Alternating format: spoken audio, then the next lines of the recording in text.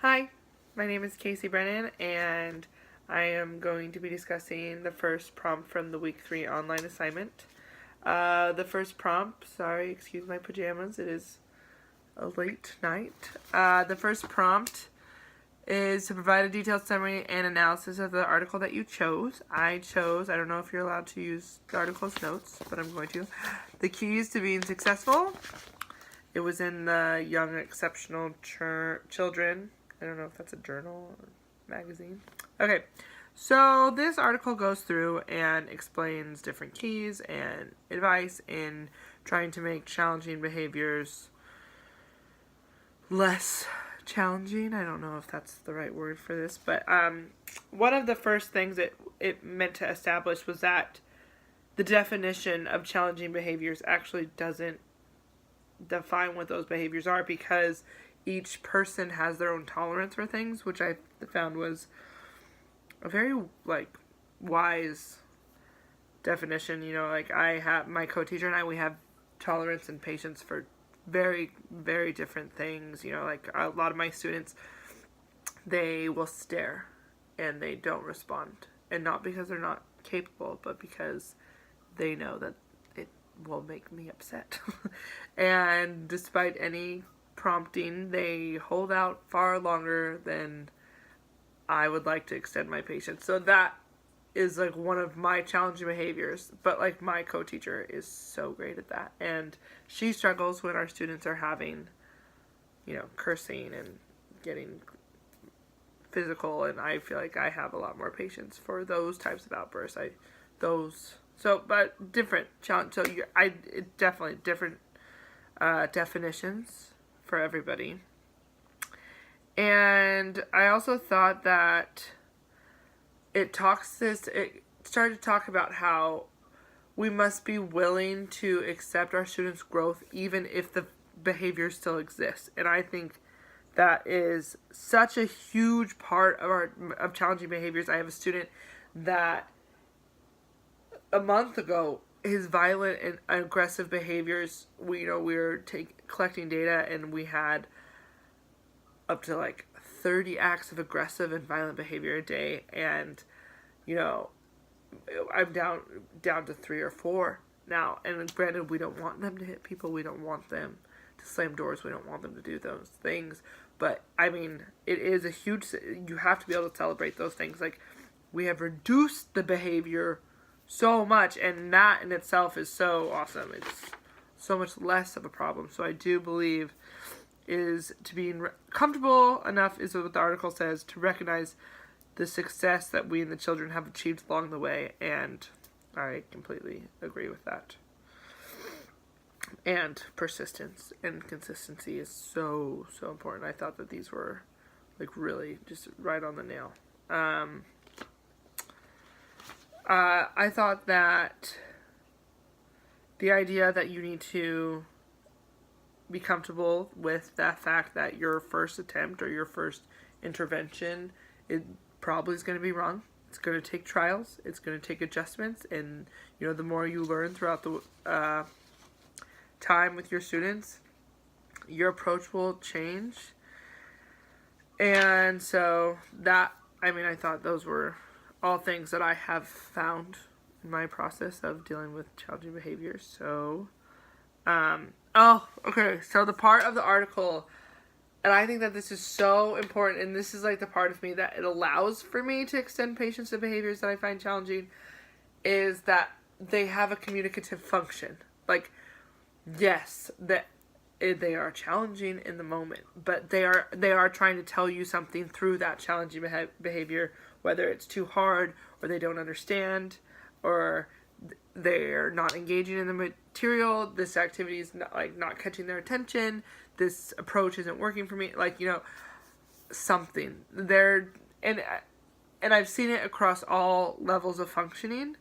Right now I'm working with a lot higher functioning students, but so their messages can be a little bit more abstract, you know what I mean? But I've worked with students who would be considered lower functioning, and every movement they have is a message into what they're trying to tell you. And I think that is so, I loved that.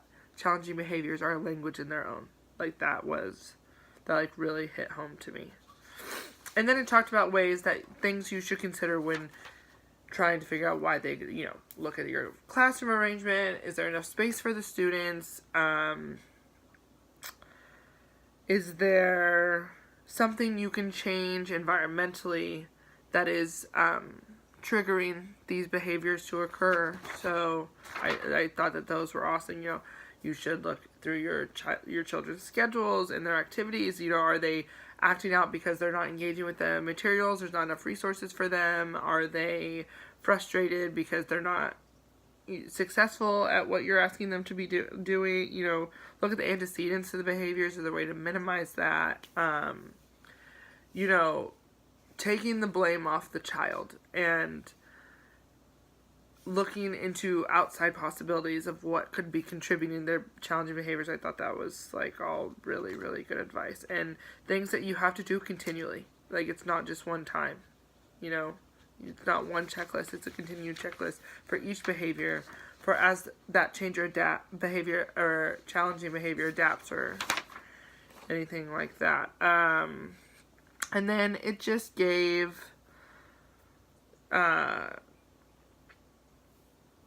recommendations. Look at the transitions,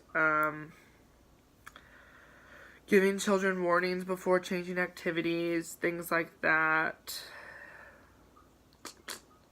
What else do we have in here? And then, promoting the appropriate behaviors, taking time to talk to the children in your class who are, setting a model, recognizing that, having your students learn through their peers, modeling ourselves.